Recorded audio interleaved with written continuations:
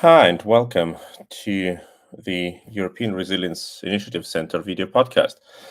Uh, we have today a lot of news, and we're still waiting for the first visitors. But we can, yeah, I welcome the first visitor in this live chat and live video podcast by the European Resilience Initiative Center, and we can discuss today the story behind the spectacular allegedly death of Yevgeniy Prigozhin, who is the owner of Wagner franchise, but he's not a leader of Wagner. We need to clearly divide between the Wagner Group, which was created not by Prigozhin but Dmitry Utkin, who is, by the way, allegedly died in the same plane crash, and Yevgeny Prigozhin, who was like the face of Wagner for the last months and slightly over a year. And first, what do we know? Let's stick to the facts, because exactly as I told you during the situation with the Wagner mutiny, we need to clearly discriminate between what we know and what we can assume. Like back then, we only knew that Wagner Group has taken over Rostov and marched to Moscow, and Prigozhin published some videos. But we didn't know what it's all about, who are allies of Prigozhin, how strong is the resistance of the Russian army, what are the goals. And then I told you, we don't know. Like when Prigozhin signed, suddenly signed some deal with Putin. Those who visited my last live chat with this topic, they remember I said we don't know who has been signed what and what they have agreed on, but we know that no agreements with Vladimir Putin worth a paper they have been signed on. You can only capitulate to Vladimir Putin, but this doesn't give you any guarantees, and that only means that Vladimir Putin accepts your capitulation, and now he knows that he can do whatever he wants with you, and you can be a dead man next day, next month, next year, but you definitely have no guarantees. And that is actually what happened now. Like what we know now. We know that there was a plane which was owned by Yevgeny Prigozhin himself, and this plane crashed close to Moscow. We know that the Russian Rosaviatsia, this is a Russian aviation oversight authority, they have confirmed that Yevgeny Prigozhin has been among the passengers on this plane according to the list. Like they have not confirmed that he was dead, but they know that he was in the passengers list. That's actually what we know. What we also know, what we also know is that Prigozhin's Telegram channel's Grey Zone, which is Prigozhin's pocket media, said that Prigozhin's plane was allegedly shot down by the Russian air defense. They didn't say was it an attempt to kill Prigozhin, or was it some false launch of a missile. We don't know, but these three facts we know. We also know that there are videos which haven't been confirmed, but there are videos allegedly of the plane crash, and the witness who was shooting this video said that there had been two explosions heard in the air before the plane crashed. But here, please take it with some grain of salt, because we don't know who has shot this video. So was it Prigozhin's plane? No idea. I personally think that it was Prigozhin's plane, but we cannot prove it. So three facts we have clearly.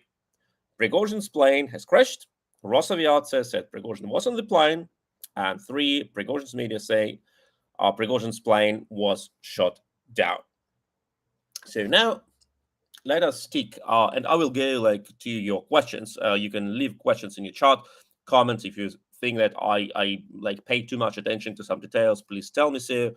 If you think I'm talking too loud or too fast or too slow, please tell me so.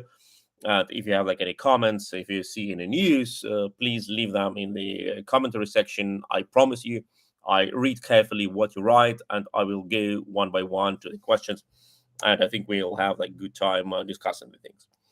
So The first idea which comes into mind, like Prigozhin was killed by Vladimir Putin or by someone in Kremlin, and we ask ourselves, like, is it possible? Like, can it be what has happened? And the answer is yes. I think it can be true. So let us go back into history. If there have been any spectacular crushes by the planes with enemies of Vladimir Putin, we know that Vladimir Putin is famous, or let's formulate it differently. We know that people die in Russia by different means, like they die by falling out of windows, they die by getting poisoned.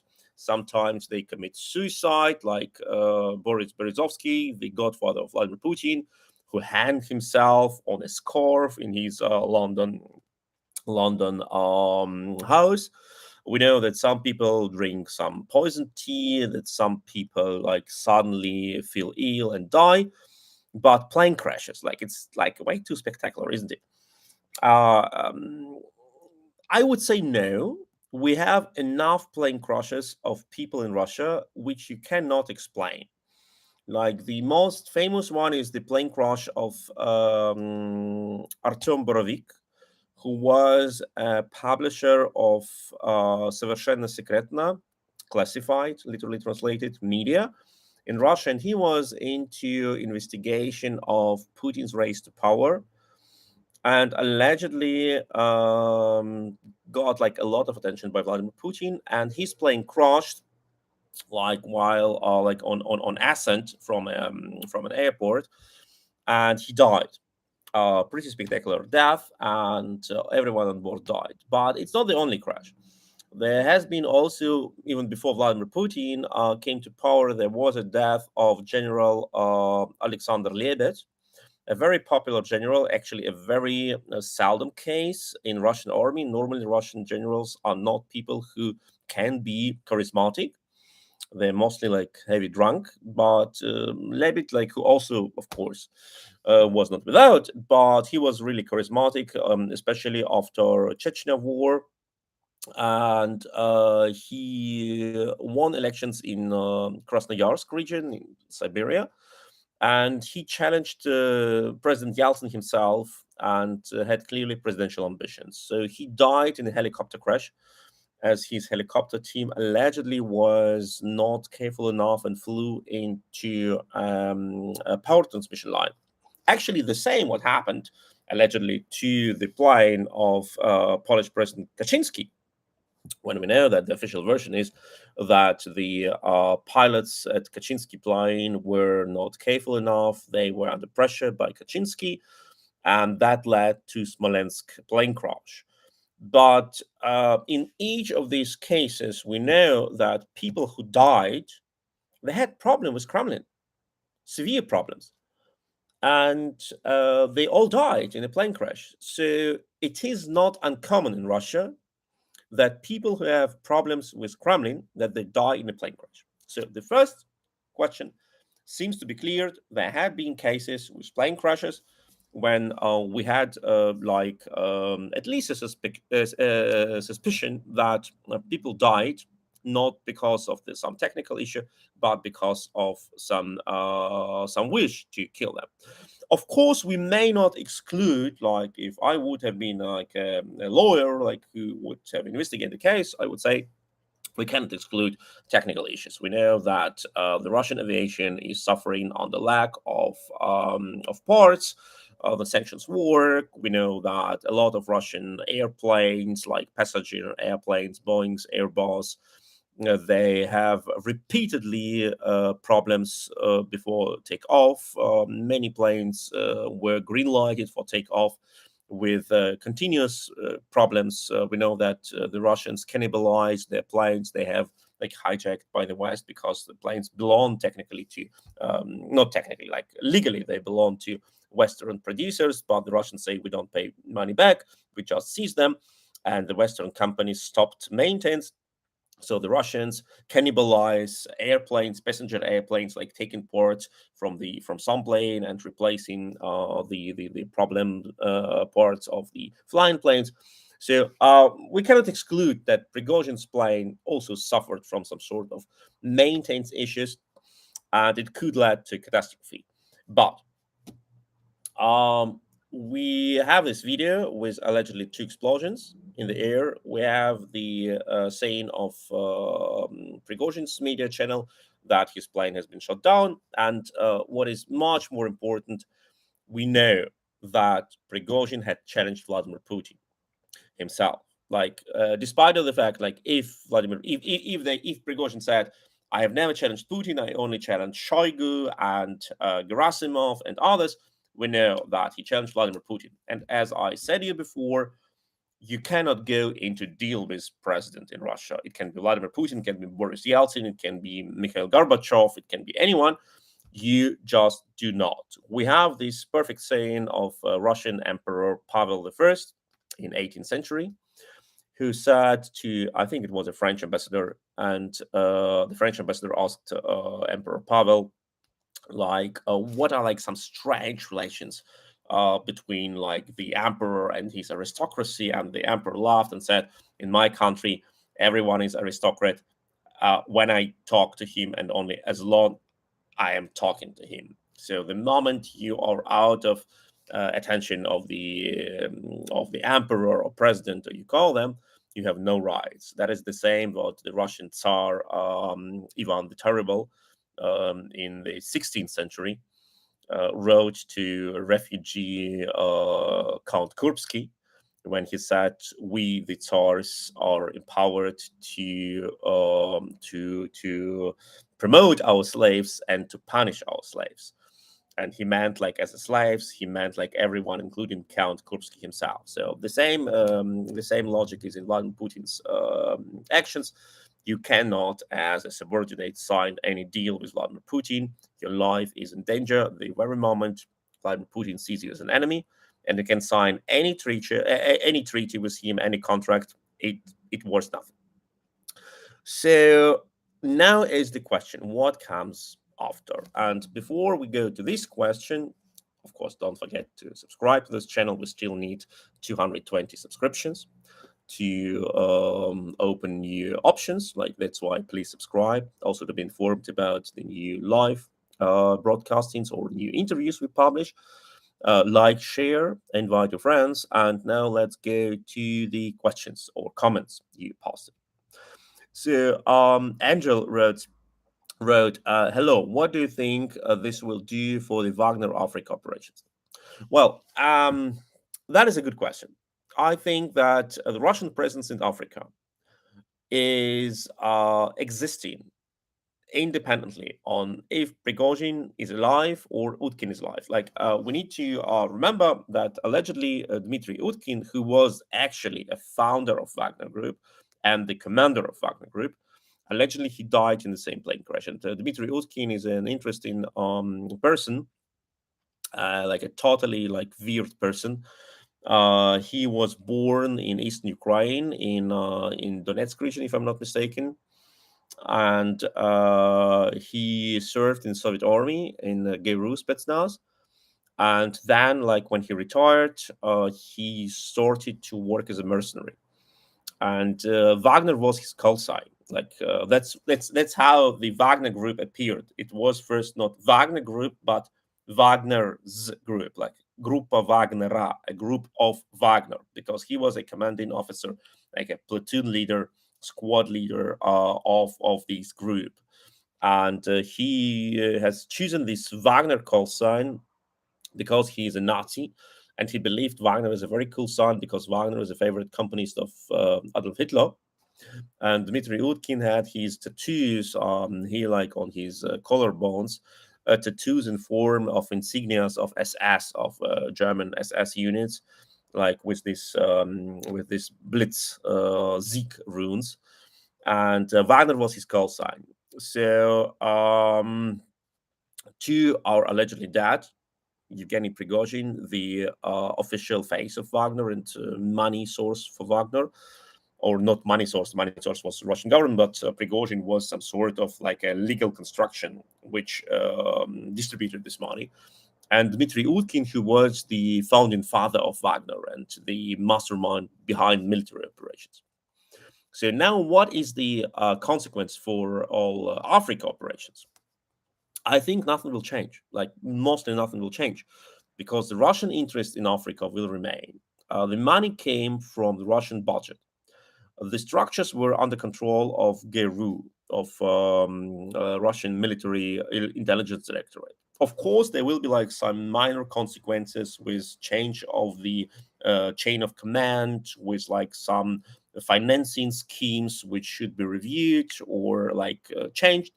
But Russia will continue to be present in the region, and we know that they try to buy the African governments, and they try to invite African leaders to Moscow, to Petersburg, to influence them.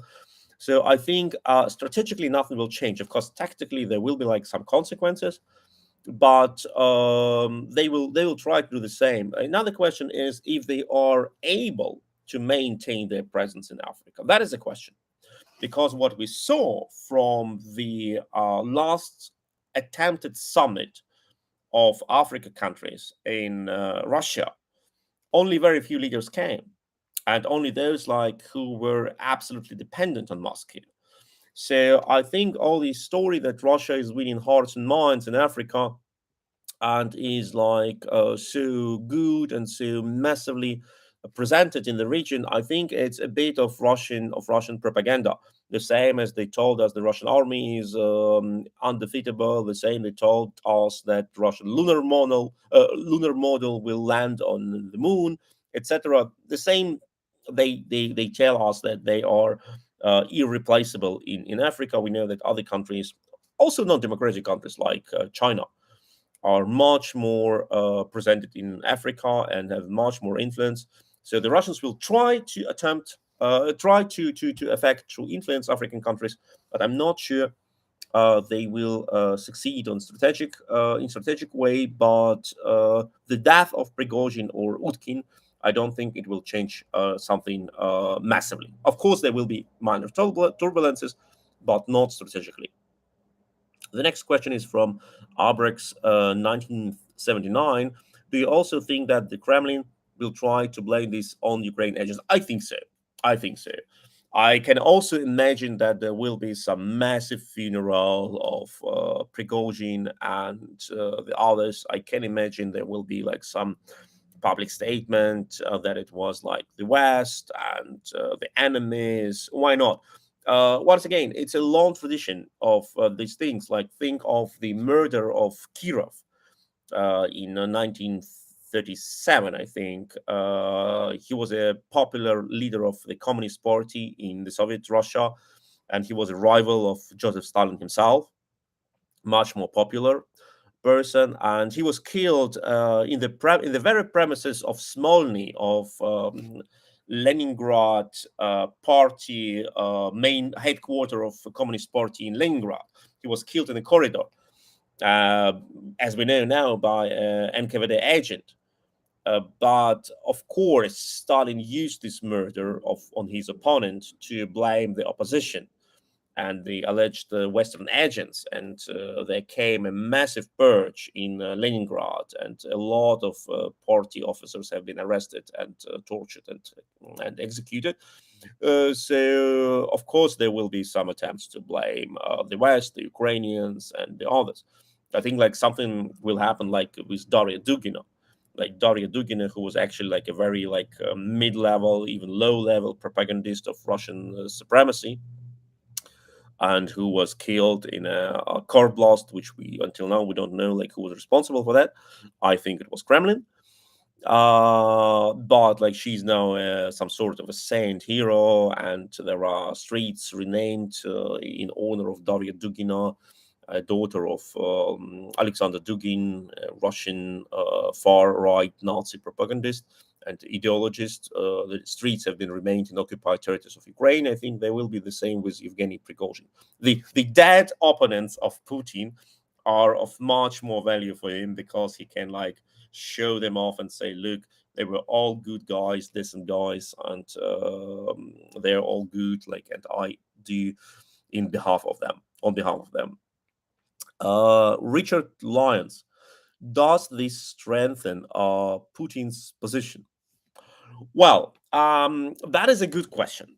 And I already discussed it today, shortly after Prigozhin's death with my friend.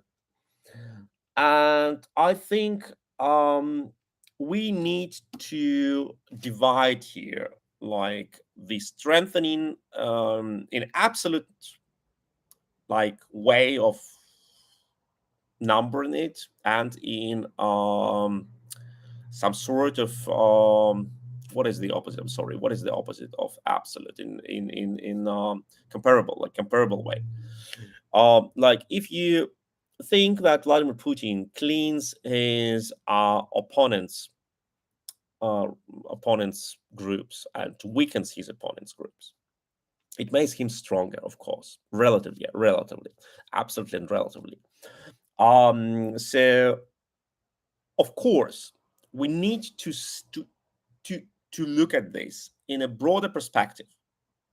Like, it's not only Prigozhin who died today, or allegedly Utkin also. It is also General Surovikin, who has allegedly been deprived of his position of the commander of Air Force and Space Force in Russia.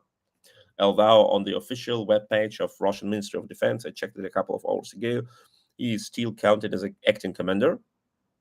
But according to Russian media, also the Russian most official RIA Novosti, state-owned news agency, General Surovikin has been fired from his position of commander of Russian Air Force and Space Force.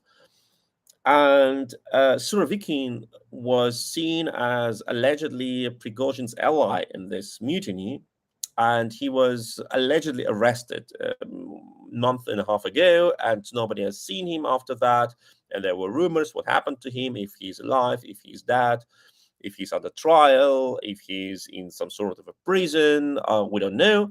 But yesterday, the first rumors appeared that General Surovikin has been deprived of his position of a commander, and it was published by RIA Novosti itself. And RIA Novosti never published something like that without a clear order to publish it, not a permission, order to publish it. So we need to ask ourselves, why did they publish it? And now Prigozhin dies. So in a broader perspective, we can identify it as an attempt to weaken Putin's opponents. And in a mid-term and short-term perspective, of course, it makes Putin stronger because it weakens his opponents. But the question is, do you want to be a strong leader among that area where you don't have any capable officers, generals, etc.? I don't say that Surovikin was genius, but at least he could do something, like he did something in Syria, etc. Prigozhin was also not the worst officer of Vladimir Putin, maybe not the best officer in Russia or in Europe, but also not the worst one in Russia. So does it make Vladimir Putin strategically stronger if he needs to kill his former friends or allies? And Prigozhin, of course, was Putin's ally for a longer time and even believed he is Putin's friend. I don't think Putin has friends, but Prigozhin believed he's friend of Putin. Does it make Vladimir Putin stronger, or does it say us that Putin is strong when he needs to kill these people? He didn't need to do this 10 years ago, and suddenly he needs. It can be also a sign of absolutely weakening Putin, despite the fact that relatively Putin gets stronger in this political fight, and he guarantees himself a longer time of existence. Marnix van Bertzelaer, sorry, who could take charge of a potential second Wagner mutiny? I think everyone can.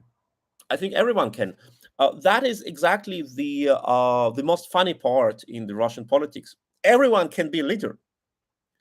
We know that Vladimir Putin came out of nowhere. like who was Vladimir Putin in 1999?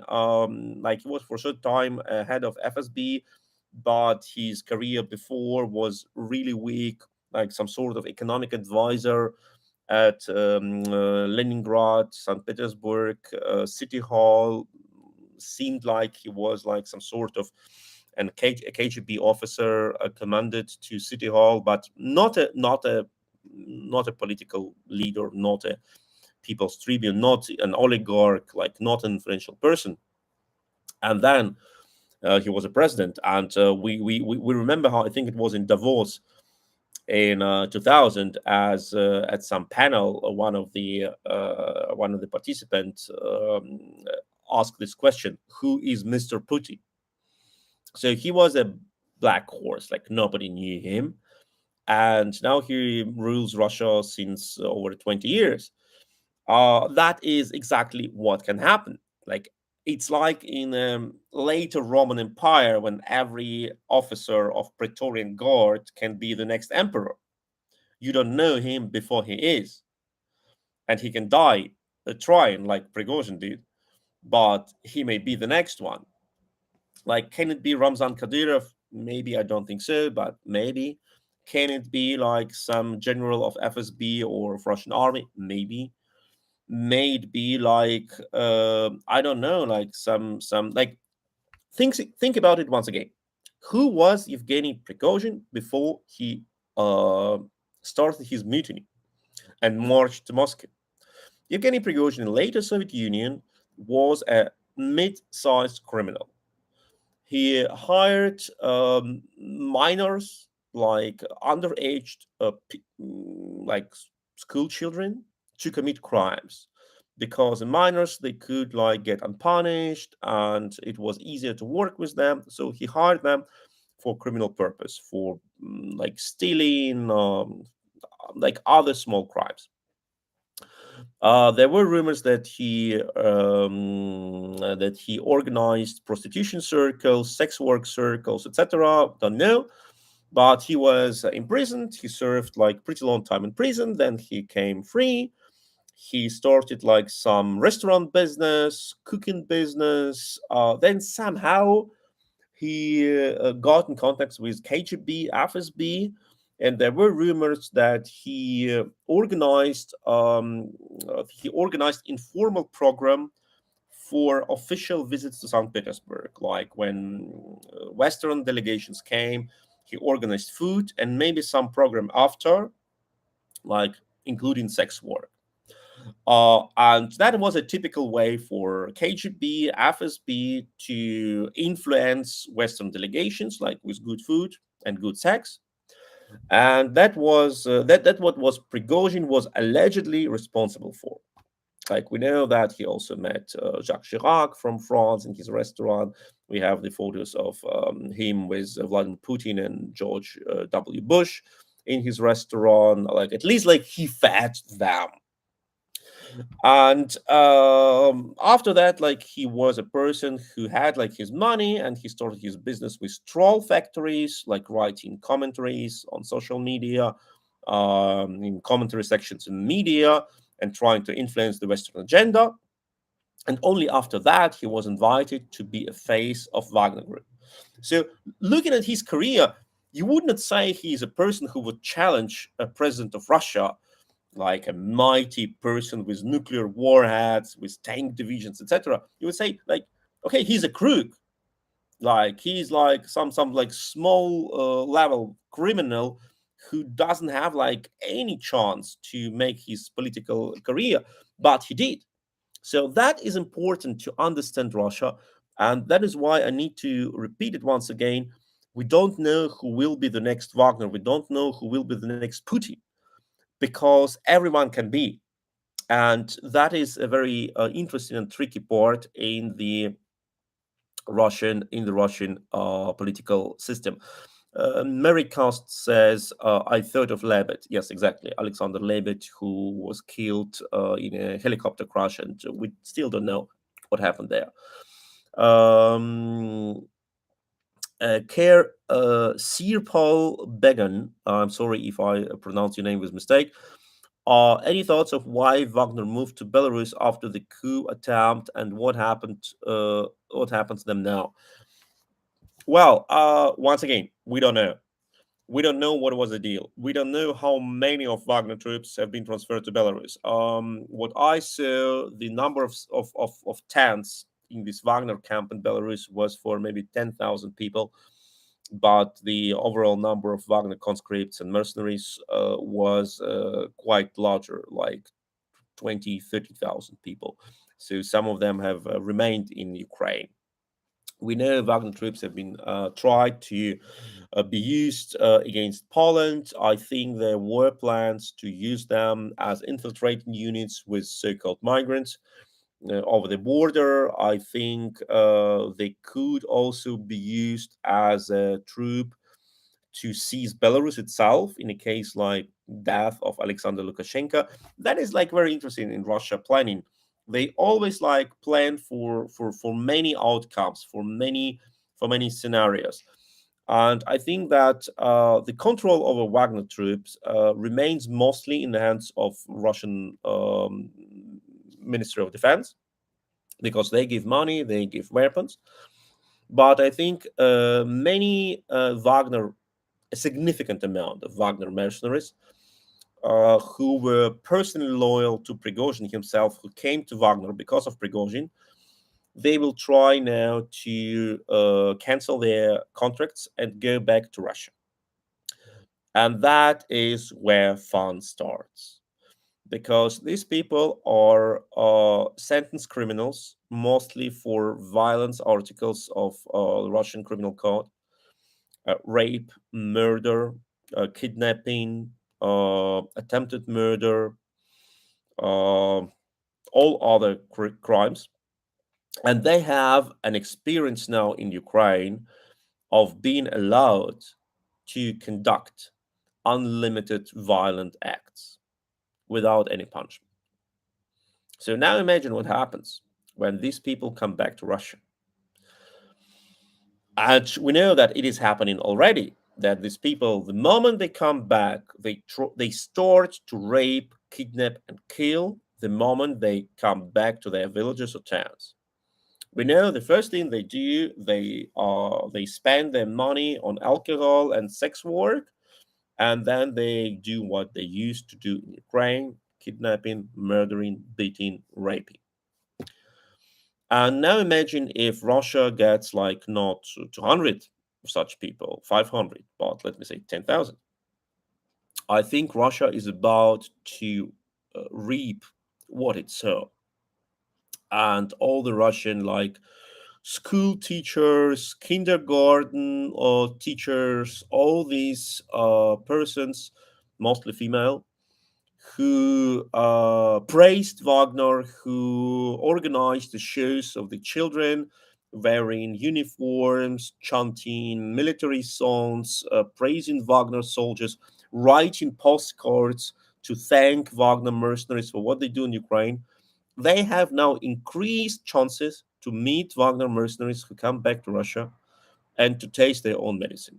I don't say it's good.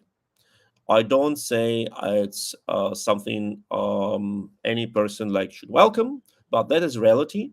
When you saw violence and rape and torture and murdering, you will reap it sooner or later. And now the war can come back to Russia in this very interesting form. And it's actually what happened to Russia in 1990s, when all the Russian police officers who went for their business trips, they called it business trips, to Chechnya, where they kidnapped Chechen people, where they tortured them, where they raped Chechen girls, where they indiscriminately killed people.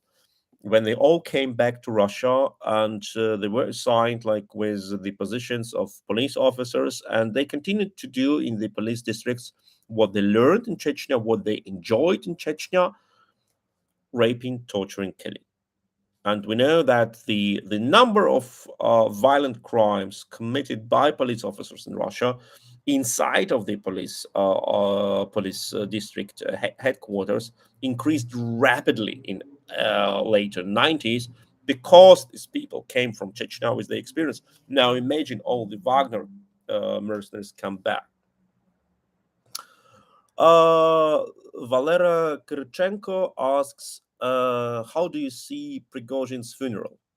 Will we see some revolution show? I don't know. Like we can only fantasize. Compare it with Daria Dugina's funeral, when like first like her face was miraculously restored, like she was beautiful in coffin, as if there was like no bomb under his car and the car has not burned. We can imagine Prigozhin laying in a coffin with some speeches, with some like Russian broadcasting, but also they can also try like to hide it a bit, to pull it down, not to exaggerate because of what they saw in Rostov. We don't know. Like I really I'm really interested in what will happen and how it will look like. But anyway, I think there will be propaganda show. I think Moscow will try to use this death to increase this unity of the nation, and we'll definitely see it. Marycast says salt hot dogs gross. I think like you mean Prigozhin, that was like selling hot dogs was the first business he opened after coming back from the prison. I don't see anything bad in selling hot dogs. Quite an opposite. I think that selling hot dogs is a very decent business and very decent franchise and very decent thing. But yes, like that is where he started, and exactly you don't think that a person who came back from prison and starts selling hot dogs in a couple of years will like feed U.S. president and French president, and then will be the face of Russian military operations abroad, and then will lead a mutiny against Russian president. That is very interesting, of course. Iron Bunny 80 writes, news on the Belarusian authorities to have cut off the internet in the area of the main Wagner Group camp in the Tale village in Belarus. What would that mean? I personally haven't seen that news about internet being cut down. I can't imagine it. I think it can be like some precaution. Why not? And I think that anyway, like for Alexander Lukashenko, any presence of foreign military in his country is a challenge. Of course, he tries to play a Russian ally, and of course, he knows that without Russian police, without Russian army, he can face like some internal unrest and protests, and he needs the Russian presence. But at the same time, he knows that Vladimir Putin has never abandoned the plans to absorb Belarus, and for that, Vladimir Putin needs Putin's troops in Belarus and does need Alexander Lukashenko. What do you think the people in Putin's inner circle are thinking? Are they concerned for their own safety now? Well, I think yes, I think they are concerned. And we know that actually, like many, okay, the same question, like almost, are Shoigu and Gerasimov celebrating? I don't think so. I don't think so. I think Shoigu and Gerasimov are to some sort relieved that Prigozhin is dead, because Prigozhin personally challenged them. But coming back to the first question, what do people in Putin's inner circle are thinking? I think that both Shoigu and Gerasimov are afraid. And we have seen since months very sad face of Shoigu. We saw how bad he looks. We saw how Vladimir Putin humiliated him on public. For example, when Putin and Shoigu were visiting a hospital where Putin greeted wounded Russian soldiers. Oh, those FSB agents who played Russian soldiers. But Putin demonstratively rejected presence of Shoigu, was speaking all the time turning his back to Shoigu, didn't like shake Shoigu's hand, etc. So I think that all these people remember quite well the sudden number of deaths of Russian generals in 2015 after the unsuccessful first Russian invasion to Ukraine, when the Russians' initial plan was to cut through the whole like southern coast of Ukraine to Moldova, to Transnistria. It's actually what they tried to do in 2022, but neither in 2022 nor in 2014 they have succeeded. So, but in 2014 it was even less success, and I think 5 or 7 Russian generals suddenly died during 2015, including a head of GRU military intelligence directorate, and they were all young, like they were all like in the age of 60. So it's not the age where people normally die, and especially in that density. So I think they all remember how it ends, and they understand when Vladimir Putin purges his inner circle and is looking for some treason, nobody's safe. Nobody's safe. Even if you deliver, think about the case of Russian Minister of Defense. Gosh, who was before Shoigu? The businessman, the former producer of furniture. With S.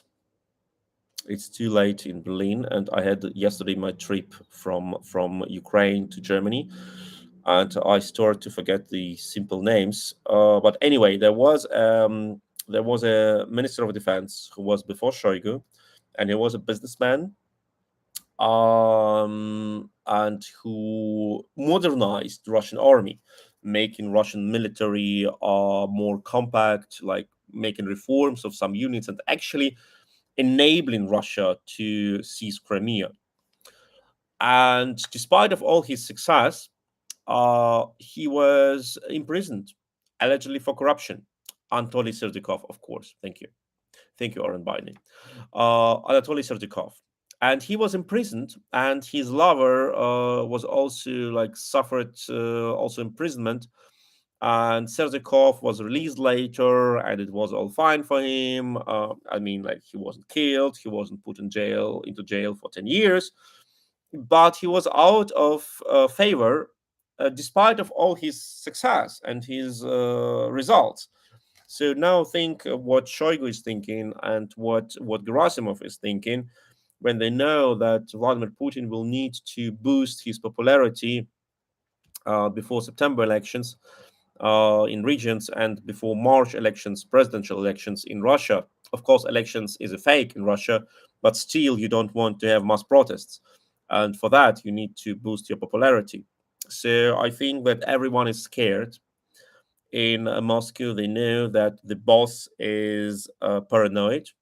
They know that the boss has started a cleansing campaign, and they know that it can be bad for anyone. Okay, so we don't have any comments now. I think we can look what do the Russian media right now. I think it is extremely interesting to see how they comment it. Um, the Lenta.ru is a popular pro-Kremlin media. They publish the news about the crash of Prigozhin's plane, but don't go into details. They say that the versions are failure of pilots, technical issues, or out impact, but they don't say anything about air defense or something. And I'll remind you, the gray zone Prigozhin's news channel says that Prigozhin's plane has been shot down by air defense. And on the video we have of the crash allegedly of the plane of Prigozhin, we hear that a woman says that there had been like 2 explosions.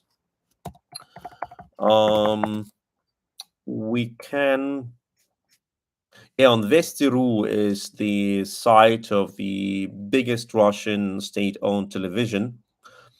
They say that the death of Prigozhin and Utkin is confirmed, and what do they say there?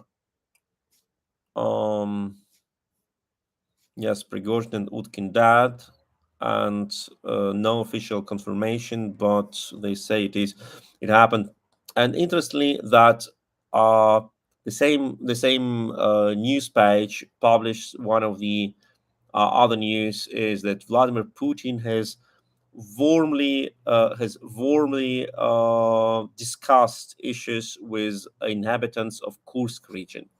So I think they still didn't have like any Kremlin approved comments, and they don't know what to report on the case. Their messages on this crash of airplane are very short and very unemotional, like just very few lines. Komsomolskaya Pravda, a Kreml loyal tabloid. Um, First, okay, that is interesting because they confirm authenticity of the video I talked to you about, where a woman says that two explosions have been heard, and yeah, they know that they say like where it happened, etc. 26 minutes after start in Moscow, it happened, etc. Well, like nothing significant in the Russian media, but what we can also say about what happened, like I have heard already ideas. Um, Voltaire iPhone, you missed my comment. I haven't seen your comment. Would you please repeat it because I don't see this comment amid other comments. If you would kindly repeat your comment, I would be happy. I have seen ideas that Prigozhin could try to fake his own death, like he wanted to hide himself, to go under a door, and so he faked his death. It can sound good because, indeed, in a plane crash with explosion, bodies can be deformed to some extent. And we know that Prigozhin had an army of his doubles.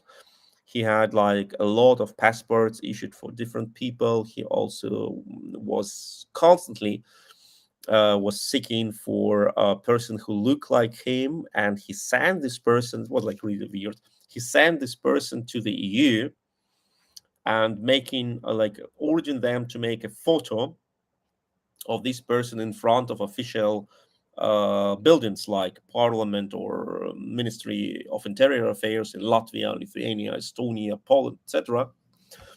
And he used these photos as proofs that European sanctions don't work on him, and he has official meetings with the authorities. So theoretically, Prigozhin indeed had an opportunity to fake his death, like using his double with his documents, etc. But I don't think it is a realistic version. Why?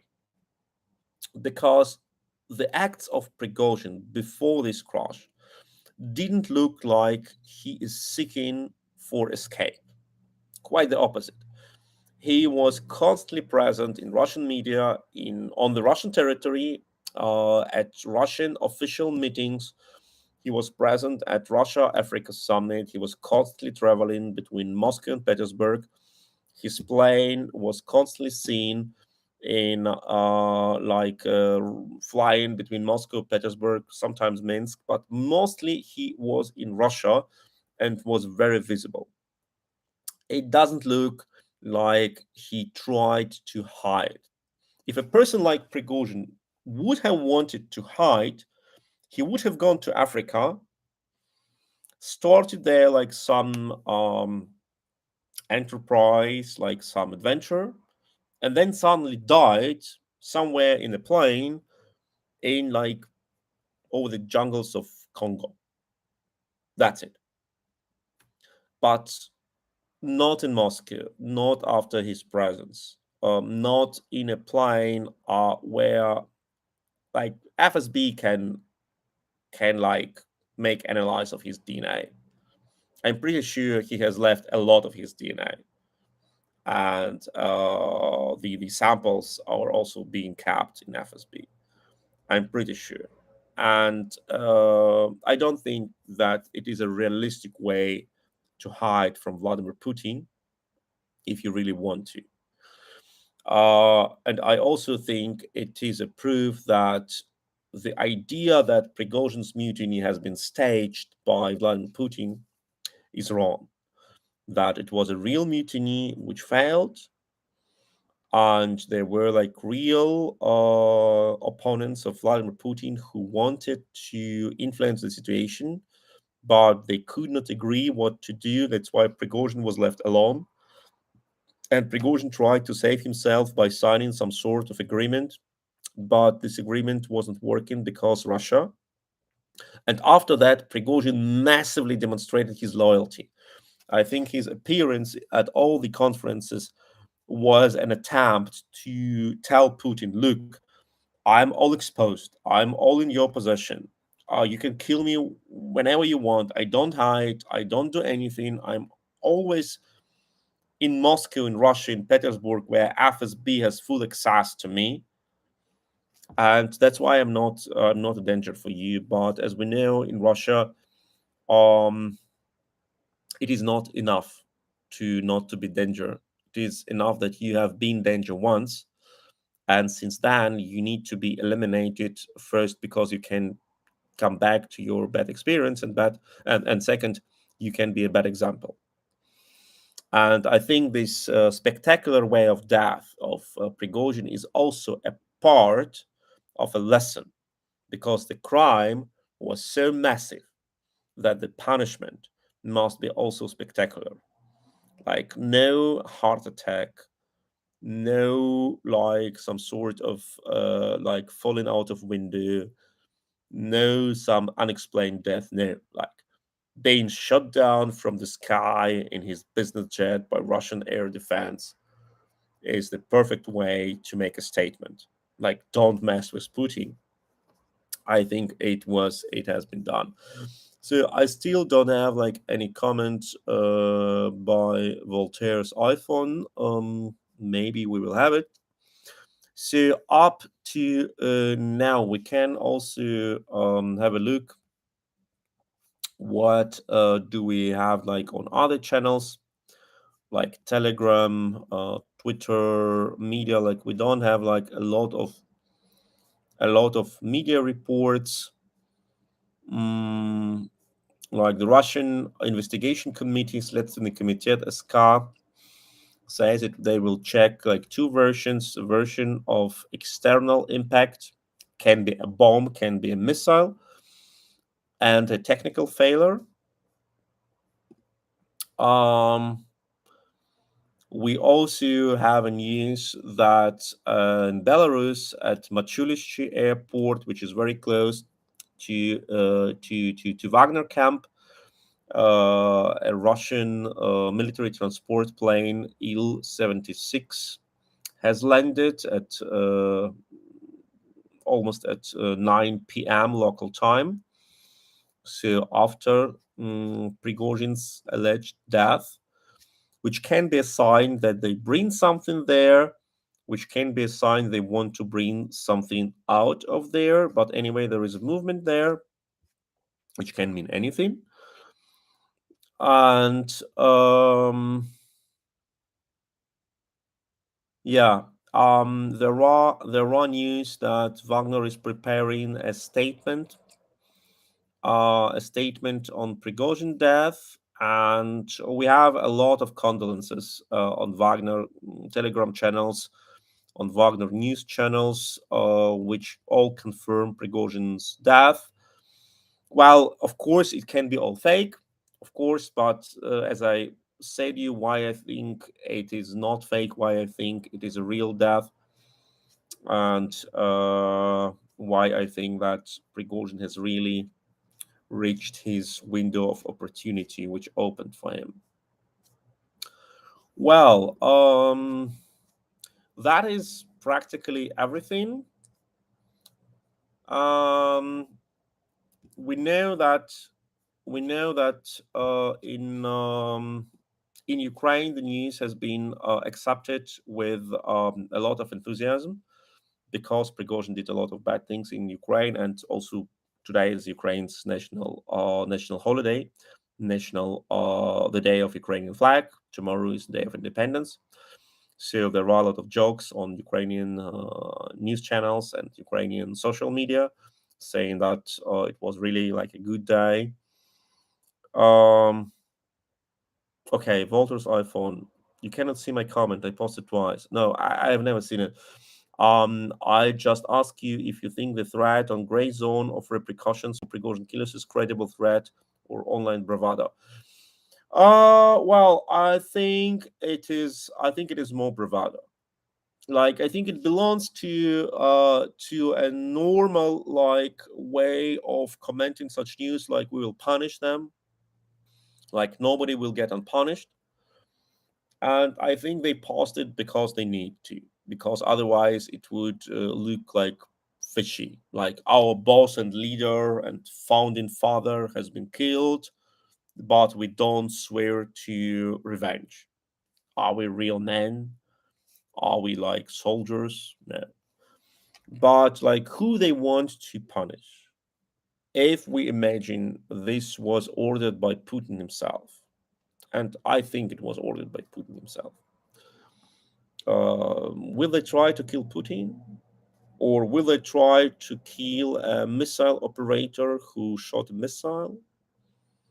Uh, like who they want to punish? Like Shoigu, Gerasimov, Putin? Who? I think it's bravado.